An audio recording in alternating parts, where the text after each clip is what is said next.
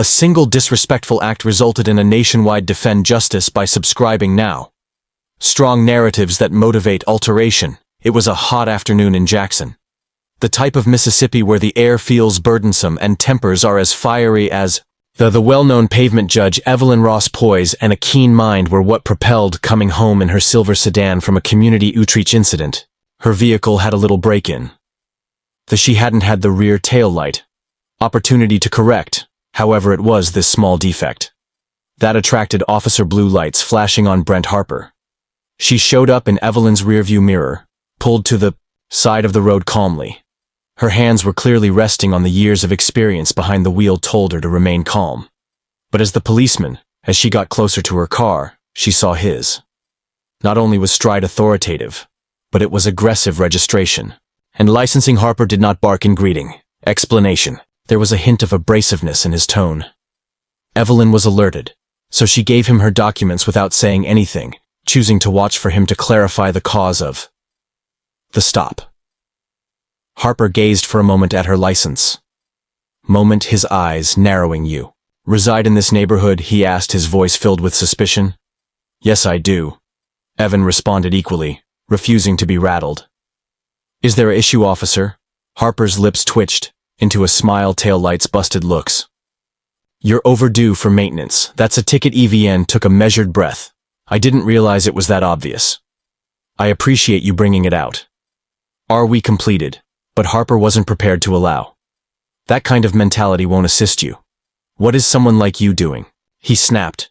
In any case, the implication in his remarks were, unquestionably, Evelyn's serenity started to falter, but she didn't let rage to get to her. Officer, I'm heading home.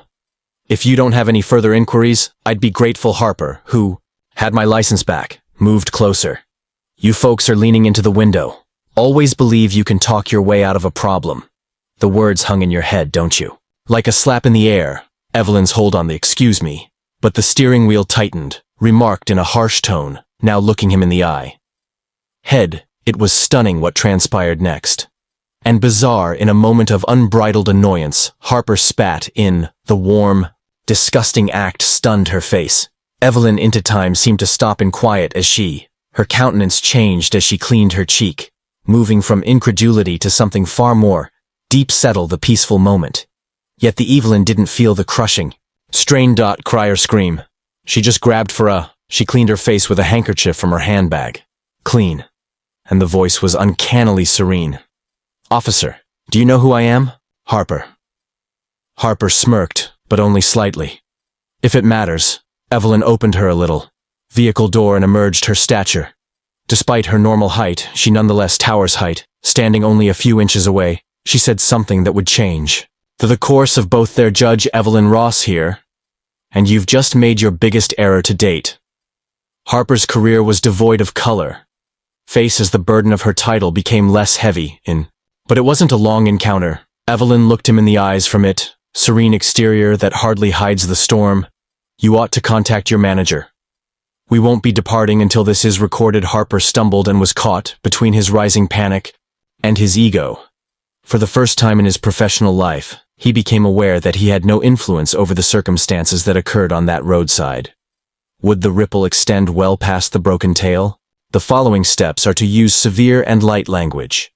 Would escalate this heated interaction into the public eye, drawing attention to an problem much bigger than a single man's error.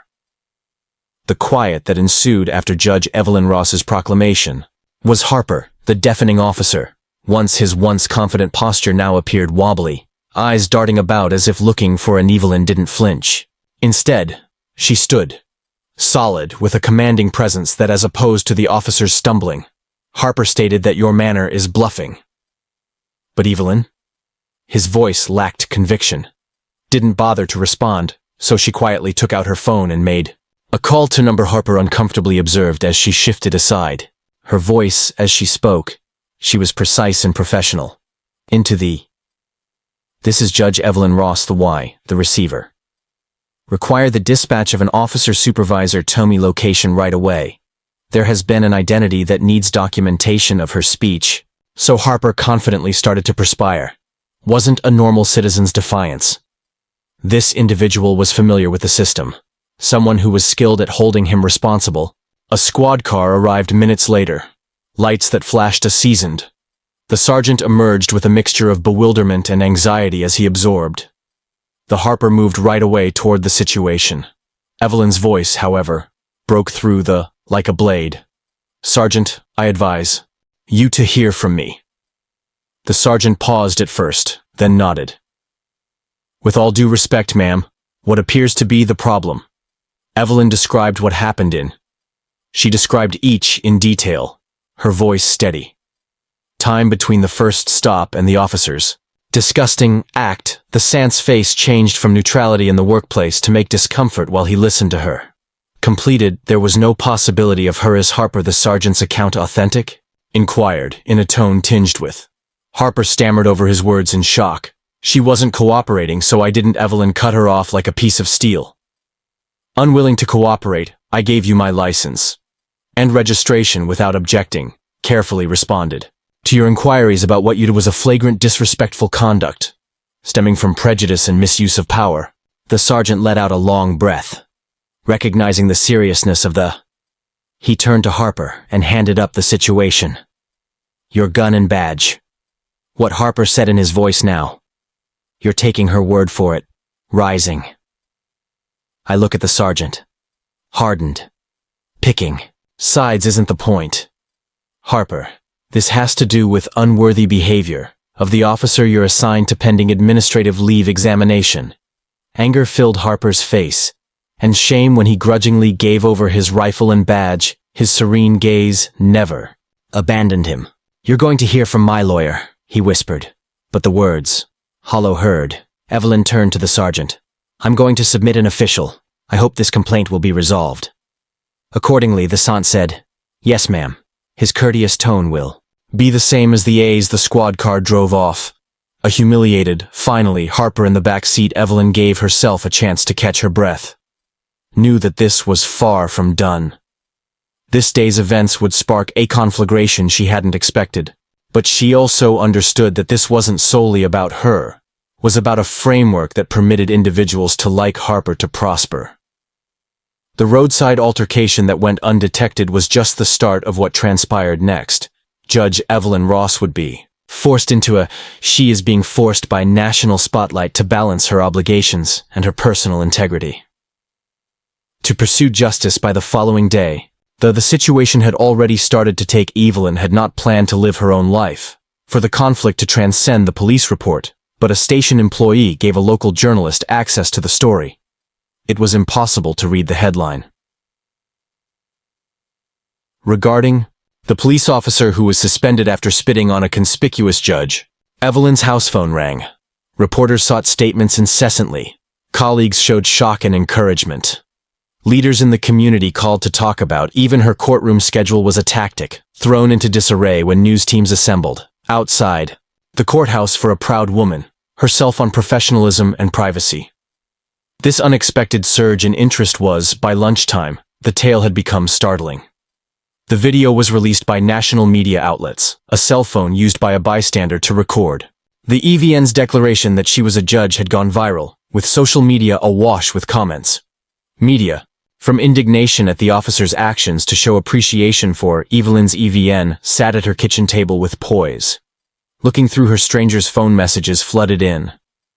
She was commended by several for getting up, while others cautioned her to be cautiously knocking on the front door. She was shocked to see it was an old acquaintance, and Leonard, a fellow judge, Harris. Are you doing okay? He inquired, entering. Leonard. I didn't want any of this. All I wanted was responsibility. He nodded his head. Sincere, and you understand it, but you understand how this operates? This is larger than. She was aware that he was correct. The public's response was not limited to a single. The conduct of the officer spanned several decades, of annoyance erupting over the long-standing resentment of a system that also frequently failed to safeguard the police department was marginalized, released. A well-crafted statement by the afternoon, which promises a comprehensive examination, but the harm had already completed. Community opposition started to emerge. Signage outside the station that say, Justice for the End Police and Judge Ross wrongdoing. Evelyn viewed the video, on the news that night made her heart sink. Being the center didn't feel natural to her. Much attention, yet she was unable to, don't take advantage of this chance. Displayed what she had been fighting for years, for change in the SART. Her platform was bigger in the courtroom now.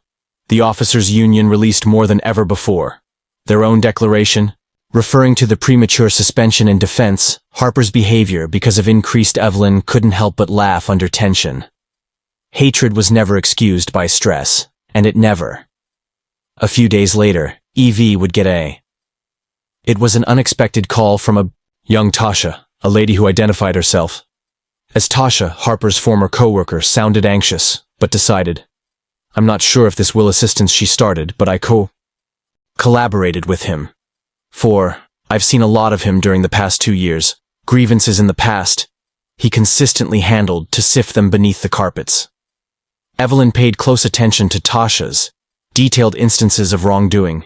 That she was aware that it had been gently rejected was significant, but it further enhanced the accountability. She believed that this wasn't simply concerning her personal experience, it was about revealing a trend of conduct that had uncontrolled for an excessive amount of time by the Evelyn sat down with her at the conclusion of the week, lawyer to get her official declaration for the forthcoming investigation as they were working. She couldn't get rid of the feeling that this instant transcended her function as a judge did in light of the innumerable others, who lacked the authority or privilege to respond. The situation was escalating toward a crucial moment. Everyone would soon be watching. Consider Judge Evelyn Ross as more than just a victim, but as a system's voice for justice in need of improvement. Though the courtroom was so packed that the excitement of expectation in the morning was nearly palpable, as individuals crowded, the reporters from the gallery gathered close to the rear, and local authorities sat down. Alongside Evelyn Ross, a concerned citizen didn't sit on the bench as a judge, overseeing a case, but as the crucial testimony in the inquiry into the actions of Officer Harper and Evelyn presence was captivating while wearing. She exuded an atmosphere in a fitted navy suit, of silent power, and her composed manner bellied the whirling whirlwind of emotions below the surface. She had spent decades spent in this courtroom supervising punishments and trials with a resolute dedication to fairness.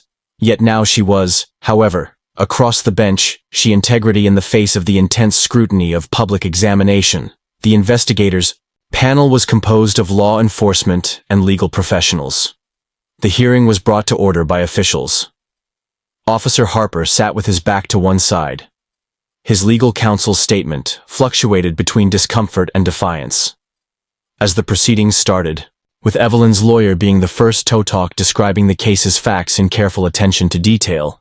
Then Evelyn's turn, she stood up and adjusted her stance, straight and solid in her voice. She started by narrating what had happened to her. Statements at that fatal traffic stop vividly depicted every detail.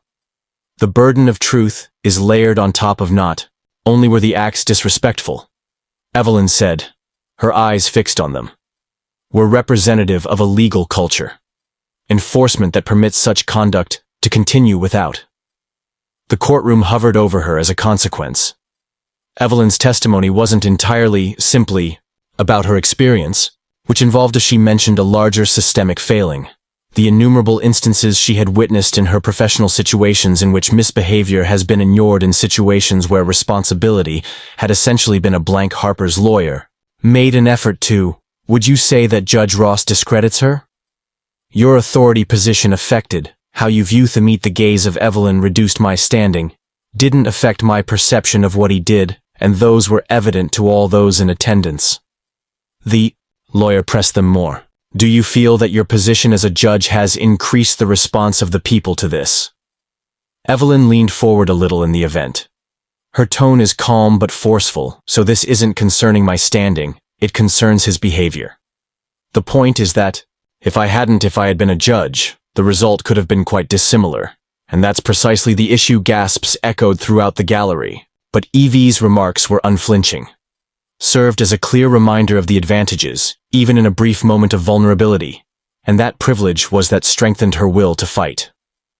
For individuals who lacked the same, eventually, the most incriminating evidence was presented from the former co-worker Tasha, who had contacted Evelyn, who was on the stand. Tasha described Harper's background and grievances, involving multiple incidents of verbal harassment and intimidation. Occasionally, her voice trembled. However, what she said was unflinching. If someone attempted to, Tasha said, "Report him." It got buried, but it was just a question of time till something along these lines occurred. There was silence in the courtroom as her testimony weighed heavily on Harper's face regained his former self-assurance. Entirely deteriorated as the hearing came to an end.